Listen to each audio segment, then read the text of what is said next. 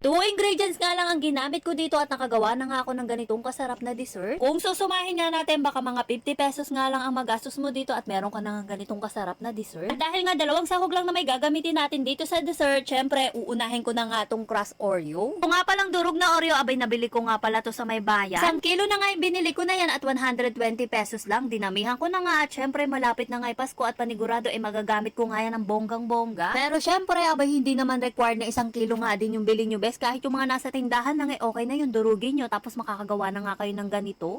Siya, pangalawang sahog na ginamit ko nga pala dito gumamit ako ng condense. Tapos eto nga bes, sa paglalagay ng condense dahan-dahan lang. Tansya-tansya, tapos ayang konti-konti nga lang bes para hindi masobrahan. Dapat maging ganito yung texture niya. Parang babasain mo nga lang siya ng konting condense hanggang sa mamold nga natin mamaya yan. O diba, ganun nga lang kasimpleng gawin to bes, walang kahasel-hasel. Ito pa, kung ayaw nyo nga ng crush Oreo, kahit yung Graham nga bes, pwedeng-pwede dito. Bali dudurugin nyo nga lang and then same procedure nga lang din at maglalagay ka na ng condense. Kung ganito na nga itsura, humanap na nga ako dito ng pwede kong gawing pang mold. Tapos eto nga yung nakita ko. Kahit anong pang mold naman siguro, pwedeng-pwede dito. Kahit anong shape nga, bes, pwede nyo nga rin gawin dito. Kung una nga, tinry ko nga siya sa malalaking ganito. Parang konti nga lang yung nagawa ko. Tapos, mas okay nga yung ganitong kaliliit lang at ang cute tignan. At saka marami din kayong magagawa. Bali, eto na nga pala lahat ng nagawa ko at nabawasan ko pa nga ng 3 yan. Paano habang minomold ko nga, bes, tinikman ko. Grabe, sobrang sarap nga, bes. Tamang-tama nga lang yung tamis. At aside ko nga muna yung mga nabilog ko kanina, tapos kumuha ko ng mangkok at ayan, naglagay na naman ako dito na dinurog na Oreo. Paano? Igugulong ko nga dito yung minold natin kaninang Oreo. Feeling ko kasi mas masarap kapag ka merong ang ganon at tama nga bes yung feeling ko. Grabe, sobrang sarap. Tapos hinati ko nga pala yan bes. Yung kalahati nga pala iginulong ko sa may crush Oreo, tapos yung kalahati naman iginulong ko dun sa may cocoa powder. Kung gagawa nga kayo na to at gusto nyo nga para sa bata, syempre doon na nga kayo sa may crush Oreo. Pero kung katulad namin kayo na gusto ng medyo mapait, Diyos ko bes, doon na sa cocoa powder at medyo balance nga din yung lasa niya, masarap. Ito na nga pala lahat ng nagawa ko at grabe, hindi mo nga akalain dalawang sahog lang ang gagamitin mo dito meron ka na nga ganitong kasarap na dessert. Tatanungin nyo nga ako kung anong pangalan na to, abay hindi ko nga rin alam bes, kayo na nga ang bahala.